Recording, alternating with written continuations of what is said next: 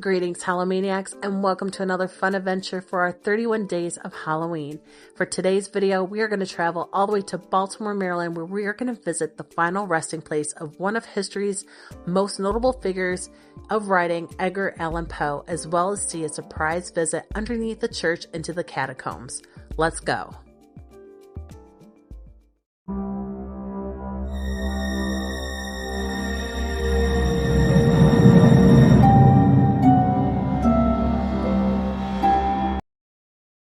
The Westminster Presbyterian Church was built in 1852, and the burial grounds and cemetery and catacombs were built way before that in 1786. There are a lot of notable figures that were very prominent figures, I should say, in the American Revolutionary War, as well as the War of 1812. And perhaps one of the most notable graves belongs to none other than Edgar Allan Poe. I will definitely share some more about Edgar Allan Poe coming up, but I wanted to go ahead and start with the catacombs. And sometimes when you think of catacombs, you think of way deep underneath the ground.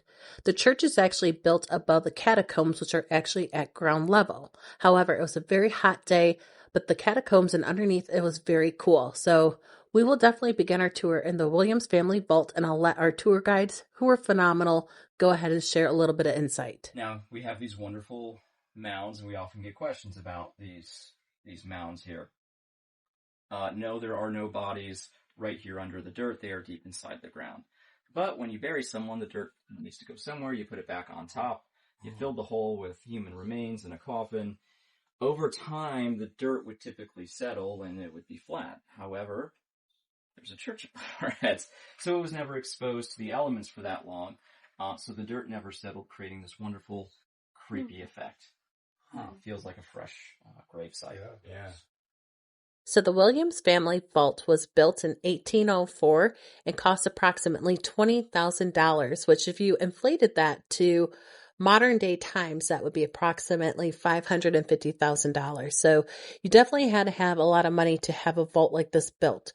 When you peer through it, you can notice that there's a set of stairs and it's approximately 15 feet below the ground level. There's also a little tiny hole at the bottom because it was not uncommon in this area to have flooding, so that would help with the drainage and to ensure that there wouldn't be any massive flooding within the vault. As we move on, you're going to hear a little bit more about the common day burying methods that were used back then. Today, we are cremated, we're put in the ground just as we are. We are embalmed so our family members can view us one last time before we're put in the ground. But that wasn't always the case. Historically, when you died, you would go in the ground as quickly as they could put you in before you started to decompose. Embalming, as we know it, really didn't take off until the Civil War, when the bodies were piling up from the war, and President Lincoln himself, after his assassination, was embalmed numerous times as his body made his way from Washington, D.C. back to Springfield, Illinois, where he is buried. But that was embalming. Before embalming, if you wanted to have the body stick around so family members could come and visit it, you might rent or lease one of these devices, which is an ice casket or corpse cooler. I call it a corpse cooler because it works very much like your coolers at home that maybe you've used to take to the beach or for picnics and parks and things. What you would do is have the body in this inner chamber here, fill the surrounding chamber with ice. You would put the lid on top. It had this glass covering so you could view the body without opening it, and the ice would keep it cold for about 24 hours. Wow. After the family was finished, the body would be removed, put in the casket or the casket or coffin for burial, buried that way, and then they could reuse the ice casket. It was so interesting to see how things were back then, as well as also hearing some stories about grave robberies, how they smuggled alcohol, during the Prohibition era within different kind of caskets and things like that. But some other history, including notable figures, we'll go ahead and talk about now. This is the final resting place of Colonel Paul Bentelou. Bentelou Street in Baltimore is named after him for you locals. He was a hero of the American Revolution. He was in the cavalry. His claim to fame was rescuing the body of Pulaski, Colonel Pulaski, Polish immigrant, who came over to the United States and is the father of our cavalry. It truly was amazing to hear about all these different notable war heroes, all the way from the American Revolutionary War in 1812 as well. I mean, there was just so much history in this place. And as we kind of left the grounds or the catacombs, we headed outside. But before we did, I just had to take just a peek to just really see and also be in awe because they said there are over 1,000 people buried in these grounds just in the catacomb area. Now, it's hard to imagine 1,000 people being buried right below our feet. But as we headed out, again, you'll see a lot of different mausoleums and vaults. And going through, you can kind of see another line right here. We talked about that hole being in the ground for drainage. I can imagine this would be something that would also be used to drain. So that way they don't have any kind of flooding issues because Baltimore can get some heavy rains at time. But as we made our way back to the cemetery grounds, it kind of wraps around the whole church here. We're going to head over to one of the first burial places of Edgar Allan Poe, the first two, I should say, but we're also going to come across some other notable figures along the way. The first one being right here. This is the grave site of James McHenry. I'm sure you've all heard of Fort McHenry. Well, this is the guy the fort is named after. Signer of the U.S. Constitution, and really responsible for the founding of our Navy, which is celebrating its 250th birthday, I think, next year. So, if you were in the Navy or have family members in the Navy, thank James McHenry for suggesting to Congress that we create a Navy. Seeing his grave was actually very surreal because I, like many others, have a lot of family members that were in the Navy. So seeing that and kind of seeing the roots of where it all began was very surreal. But as we move along, you definitely had to watch your footing because the grounds were very uneven, but there were still so many different other sights to see.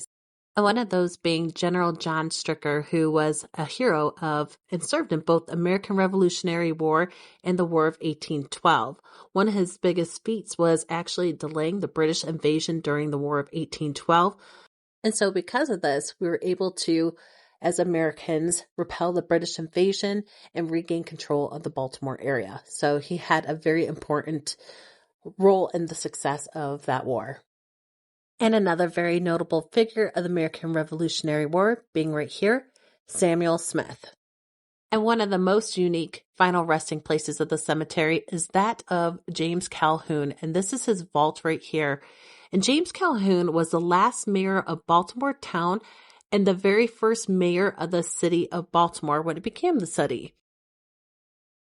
As we stroll along, you can see right now we are passing Poe's second grave and heading over to his very first grave. So here they still have the original headstone. And when they built it, you can see this is actually located in the back of the cemetery. And they wanted to have Edgar Allan Poe, they figured he was such a notable figure. So they wanted to give him more of a different area, kind of more centrally located. They moved him, just as you can see, a few feet over to the second burial area, which that really wasn't much different. And then they finally eventually moved him over to his third and final resting place, which is located at the very front of the cemetery when you first head in.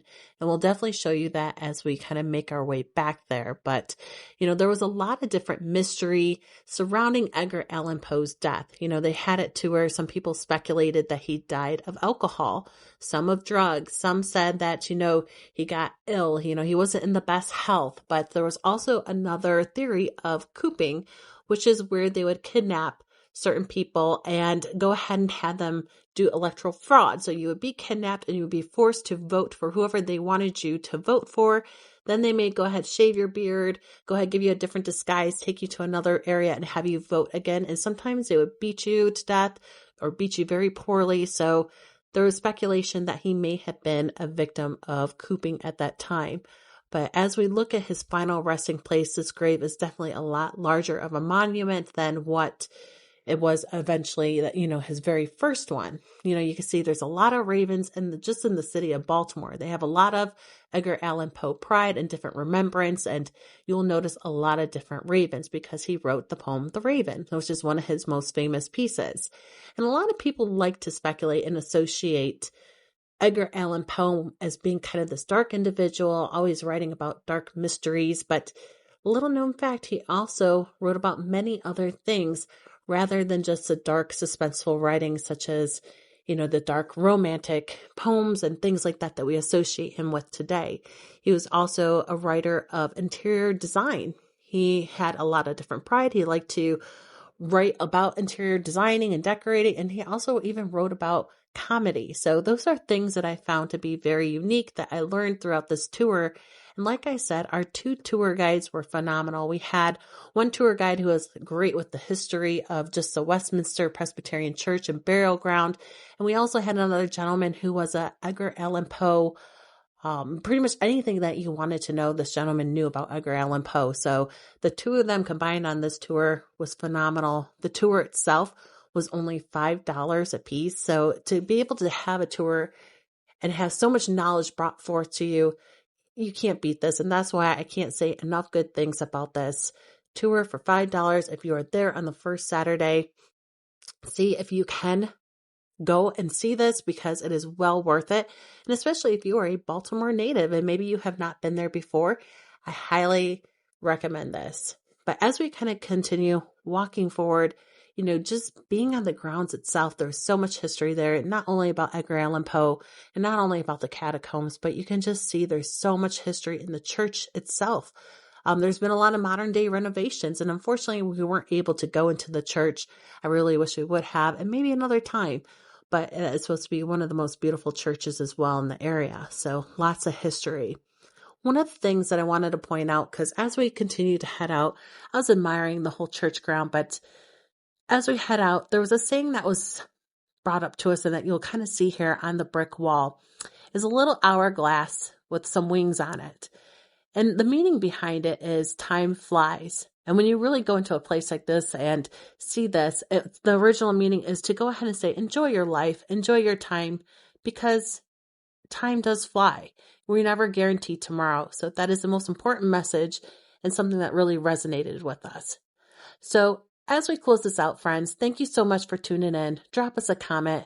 I hope you enjoyed the 31 days to Halloween, and we continue to have many more videos along the way. So as always, remember to stay spooky.